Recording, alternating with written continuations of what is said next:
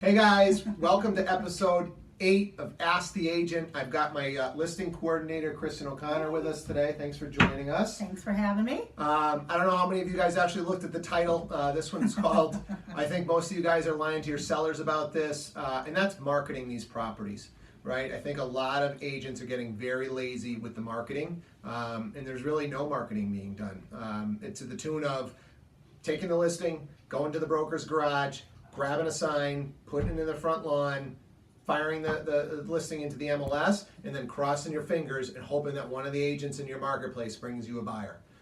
So we're trying to get 6% commission, whatever, 7% or 5%, whatever you're trying to get in your marketplace, and it's spending $0. You should be ashamed of yourself. And I know it's happening.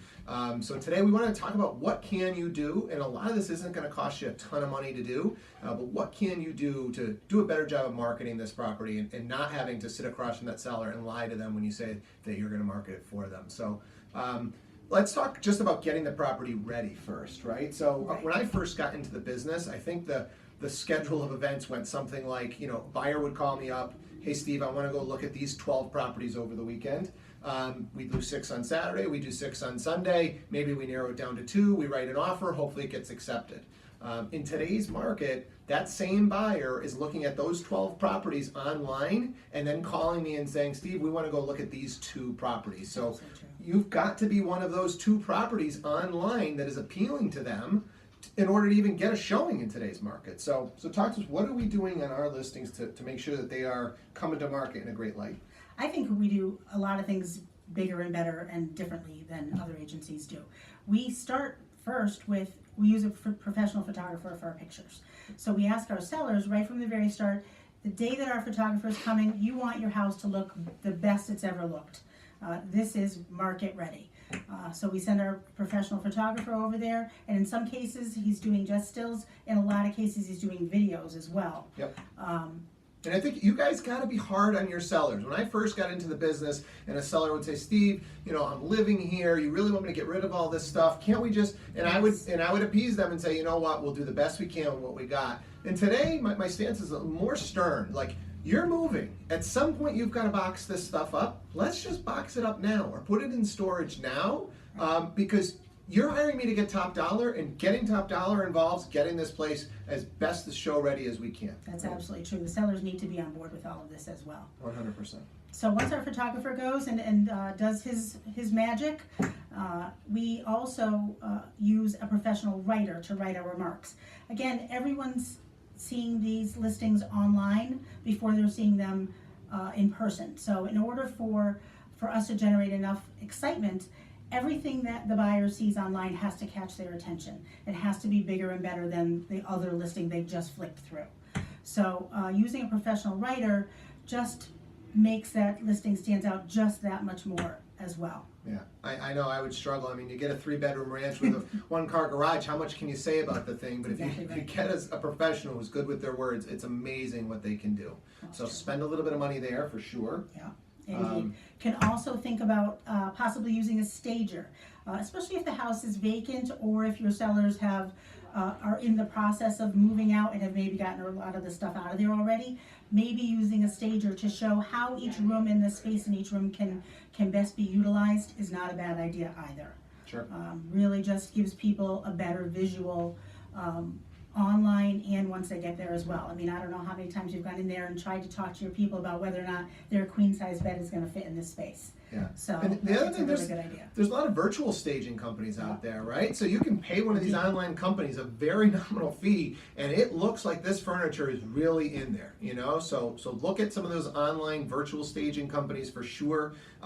There's other companies that can actually play with the pictures. There's a company out there, I believe it's called Box Brownie. They can, make it look like it's twilight or at night. I mean, it's unbelievable what these companies can do with these photos. Again, you get one chance to make that first impression online. What are you going to do with that opportunity? Indeed. Right? All right, so now we've got the place looking good. Let's talk about some of the pre-marketing that we do prior to actually bringing it to market. We like to do what's called a coming soon listing. It's a Zillow feature, and we literally just give a preview of what the listing is going to look like on MLS. 3, 4, maybe 5 pictures of the best interior and exterior spots in the house. information on square footage and bedrooms and bathrooms, and just a little blurb about the best qualities of the house, the highlights of the house, and we post that. And in for me, I like to boost it as well, or pay our marketing people to put it out onto social media a little bit and get even more exposure. So you're driving a little bit more traffic toward the listing when it goes live, and possibly even driving traffic to the listing before it goes live. There's the potential of getting a buyer interested before you're ever live. Sure. We also market it within our agency as well to all of our agents. We have 50 something agents these Sure. days. Yeah. So who knows who's got a buyer out there that again can generate some excitement for our seller, and go from there. Start it there. Yep. Okay, so we've done some coming soon marketing. Now it's time to bring it live to the market, right? We're going to put it in the MLS, standard MLS listing, get the pictures out there, get the video going. One thing I'll tell you guys with the video that we're having a lot of success with, for those of you who are familiar with the term of accompanied showing, where the listing agent's got to be at the showing. Most of us dread getting that seller where you've got to do that, but there are some sellers and maybe even some properties that could warrant that if there are some special features. But it's always awkward for that buyer and the buyer's agent walking through the property to have that listing agent there. So the advantage of what we're trying to do with our videos is tell a story about this product that we're trying to sell and go over those features that we are trying to expose, or that we would have if we were doing an accompanied showing at the listing. So take advantage of your video, and not just doing virtual tour where you're showing the rooms or doing a slideshow of pictures. Spend some money, reach into your pocketbook, spend some of this commission that you're generating, and do some real marketing. Tell the real story of this product, because I think a lot of houses, there's a great story behind them.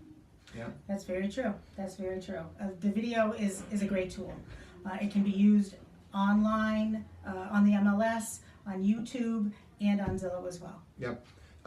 So we've got it listed now. We're going to actually get it out to all the social media platforms, right? I think traditionally a lot of agents are putting it on your Zillows, your Trulias, your Realtor.com. Absolutely, you want to do those things. I'd say that you should be checking those sites. I know that you review all of our listings to make sure that the open house got in there, the right pictures got in there. I think some agents might be getting lazy. Make sure you check those third-party sites. Indeed. Everything's supposed to auto-populate to these secondary sites, but they don't always. Yep. It's in your best interest. If you think that you're using these sites as part of your marketing, you want to make sure it's actually happening. Yeah, and then social media, I can't say enough about the opportunities that are out there. You either got to do some research and get good at social media yourself, hire a third party to do it, find somebody in your office. Maybe you've got a son or daughter who's good at social media, but these properties need to be on these social platforms. The days of sending out the just listed postcard to the 100 closest houses is just not going to cut it. That got your exposure for 100 properties. You could get that same exposure to 1,000 people for the same amount or less, and you can really start to target through these social media platforms like Facebook, where you can say, I want this income range, I want this demographic, I want somebody that showed interest in moving. If it's lakefront, I want somebody that showed interest in boating. They own a boat, they own jet skis, they own I look into the ability to target market to a specific demographic that you can get to show up. Yes, a little bit more than just sharing it to your Facebook page. You want to actually use the marketing that they allow, and actually on all these platforms. So let's talk about reverse prospecting. So our MLS has this feature. I'm assuming most of the MLSs out there have it, which allows us to target market agents in our marketplace that have some sort of a buyer entered into the system that their search criteria meets that of the property. So what are we doing to those agents? Well, we do a lot with those agents. We actually, one of the first things we do once the listing goes live is we send them out an email through the MLS letting them know that we've got a new listing and a couple of little highlights about the property, and certainly when the open house is. Okay, and then beyond that, we actually kick it up a notch a little bit. We will take the time to research the agents that do the bulk of the business in that particular area, whether it's a specific zip code, whether it's a town or a city, whatever we deem to be how we want to figure out who they are. Yep. Yeah, and we call them and we let them know about this new listing. We let them know, again, some features of the listing, what the price point is, and when the open house is. And we invite them to come with their buyers or to send their buyers to this open house. We'd love to do some business with you. Just another way, just more people knowing about it. Not every agent is checking the MLS every single day to see what has come new to the market. Yeah, if you guys think by putting it in the MLS that all the agents in your marketplace know that this house is for sale, you're kidding yourself. There are so many part-time agents, or even your busy agents, don't necessarily know all of the inventory. Don't check MLS every day. Our industry is no different than any other. It's an 80-20 rule, so 20% of the agents are doing 80% of the business. We're a unique business in that we've got to cooperate with these brokers on a regular basis. So what better way to get these brokers on your side than let them know, hey, we just got this new listing.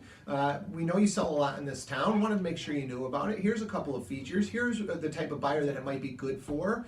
You're going to start to gain a reputation in your marketplace that I want to do business with these guys. You know, they're on top of their stuff. They're doing a good job of marketing. Oh, and P.S., this is a good job of marketing for your seller, right? We want to work with these top agents because they represent the good buyers, right? They can get creative. Most of these top agents are the ones that you're going to want to work with in your marketplace to get this home sold. They want these deals to close. They want the financing to be done right. Correct. And the pre-approvals ahead of time, etc.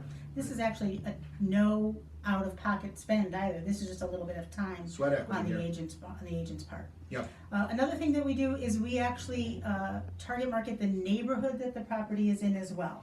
The neighbors. I don't know if anyone is aware of anyone that's ever said, hey, if a house ever comes onto the market in your neighborhood, let me know. I love your neighborhood. I'm dying to move in there. That happens, whether it's a family member for one of your neighbors, someone they work with, someone they go to church with, any person like that. So we actually will call or knock on doors or mail to, depending on the circumstances, the neighborhood as well. So we're just generating activity toward this big open house that we're planning on that weekend, either the Saturday or the Sunday. Nobody that knows that neighborhood better than the people that live there. They live there because they like it there. They network with other people of the same mindset, so they're going to know other potential people that are going to move into this neighborhood. And worst case, you have a couple of extra people at your open house. You know, not going to be the end of the world.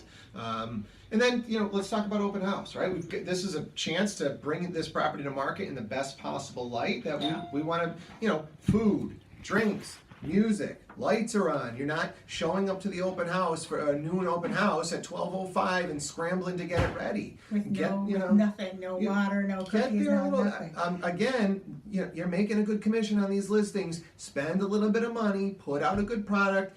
Imagine this, somebody walks into your open house and says, you know what, I've never been to an open house like this. Can you list mine? Wouldn't that be nice? That would be very nice. Would be very nice. And all these people that you marketed to in these days leading up to the open house, if they all send one person, then you've got this wonderful traffic flow at your open house. Not everyone there is going to buy, but not everyone there knows that the other person's not going to buy either. So it creates this great atmosphere and this excitement at the open house, and everyone kind of feels a sense of urgency as well. Yeah. I think we got to do a future episode for you guys on this mega open house concept. There are so many things that you can do at this open house. So we will promise you that. We will do an upcoming episode on these mega open houses and what you can do to really show off this property when you get it. So that's a great idea. I think this episode's getting a little long. Thank you guys so much for tuning in. Stick with us. We are live every Thursday at 3 o'clock. Next week, episode 9, we're going to have John Glynn from the agency here. We're going to talk about daily routine. What are those activities that you guys should be doing every single day to 3, 4, 5x your business? Join us next week. Thank you. Bye.